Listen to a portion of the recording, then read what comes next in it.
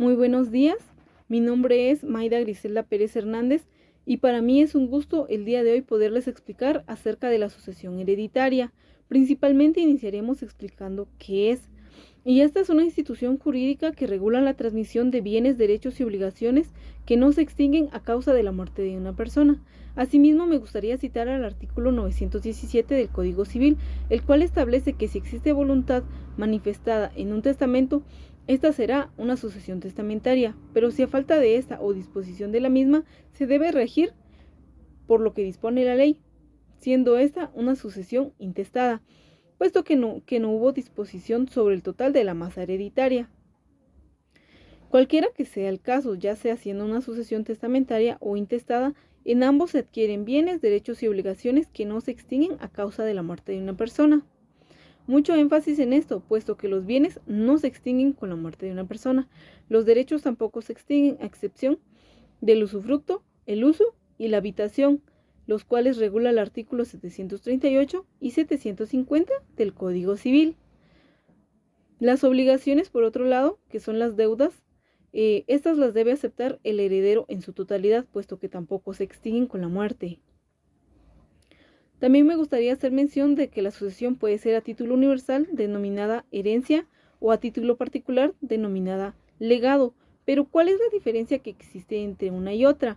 Primeramente, cuando va a ser a título universal, se refiere a que una persona va a heredar el total de la masa hereditaria o una parte alícuota de esta, con los bienes, derechos y obligaciones que ésta tenga, a excepción de los legados.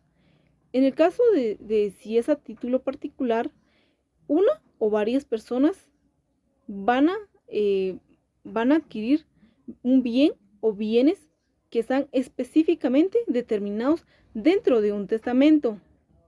Por ejemplo, el señor Ramírez es propietario de 5 casas en diferentes zonas de la ciudad de Quetzaltenango y además cuenta con 2 vehículos. Sucede que cuando realiza el testamento decide dejarle a su hijo mayor la casa que se encuentra en la zona 1 de Quetzaltenango, a su segundo hijo la casa que se encuentra en la zona 8 de Quetzaltenango y a su último hijo decide dejarle todos los bienes o toda la masa hereditaria que queda. Entonces, al analizar este caso nos damos cuenta que el primer bien lo instituyó como legado para su hijo mayor. El segundo bien, que es de la zona 8, lo instituyó de igual forma como legado para su segundo hijo, mientras que el resto de la herencia se la dejó a su hijo menor. ¿Qué acontece entonces?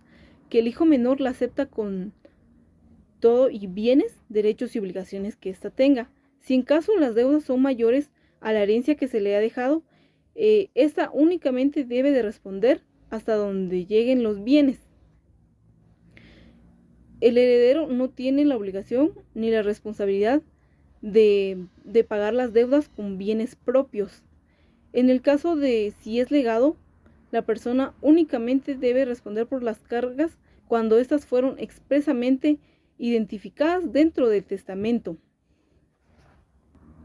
También puede existir el caso en donde los legatarios sean considerados como herederos, puesto que podemos imaginarnos que el causante decide dejarle a todos sus hijos los bienes como legados para que ellos no tengan cargas u obligaciones. En este caso, si existen deudas y cargas, pues los legatarios deben ser tomados como herederos para que ellos puedan hacerse cargo de las responsabilidades de dicha herencia o legado. Asimismo, también me gustaría hacer mención de que existen incapacidades para suceder, como lo son las causas de indignidad que regula el artículo 924 del Código Civil. Este artículo regula 9 preceptos, pero me gustaría hacer mención únicamente de unos. En primer lugar tenemos el inciso 1, que regula que el que haya sido condenado por haber dado, mandado o intentado dar muerte a la persona de cuya sucesión se trate, o a los padres, hijos, cónyuges, convivientes de hechos o hermanos de ella, esta causa de indignidad subsistirá obstante la gracia acordada al criminal o la prescripción de la pena. Esta sería una de las causas de indignidad. También me gustaría hacer mención del numeral 4, el condenado por adulterio con el cónyuge del causante, puesto que este fue declarado inconstitucional por el expediente 936-95 de la Corte de Constitucionalidad el 7 de marzo de 1996, para que lo tengamos muy en cuenta durante la práctica. El último inciso que me gustaría leerle sería el que con dolo o coacción obligare al testador a hacer testamento, a cambiarlo o a revocarlo. Sería una de las causas de indignidad y este proceso se llevaría mediante un juicio ordinario. La acción caduca dentro de los 2 años en que el heredero o legatario haya tomado posesión de la herencia o legado. Asimismo, el artículo 926 regula incapacidades para suceder por testamento, el cual les voy a leer. Indica así: los ministros de culto, a menos que sean parientes del testador, los médicos o cirujanos que hubieren asistido al testador en su última enfermedad, si éste falleciere de ella, salvo que sean parientes del testador, el notario que autoriza el testamento y sus parientes y los testigos instrumentales, el tutor, el protutor y los parientes de ellos, si no se hubiere aprobado las cuentas de la tutela, a no ser que fueren parientes del pupilo, y las instituciones extranjeras, cualquiera que sea su finalidad. Estas también serían otras de las causas o incapacidades para poder heredar los bienes. Ya para finalizar, me gustaría explicarles acerca de la representación hereditaria.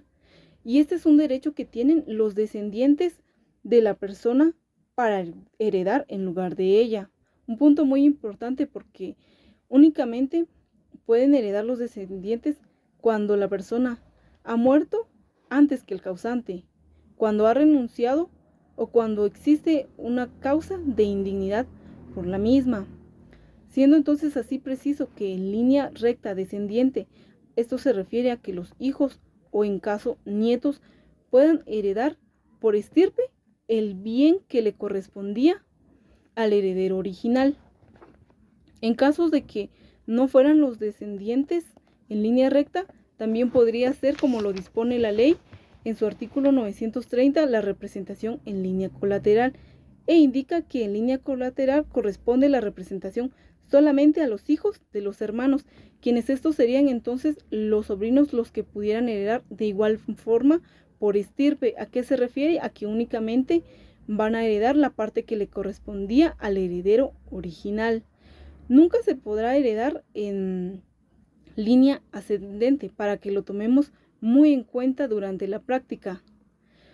Siendo así, entonces necesario también identificar que si en casos no existiere un heredero porque la persona ya no tiene familiares, porque existen los casos, ¿verdad? Los bienes se van a declarar vacantes, luego bienes monstrencos, y al final el último en suceder los bienes, la herencia, sería en este caso el Estado. Espero que esta explicación les haya ayudado y muchísimas gracias.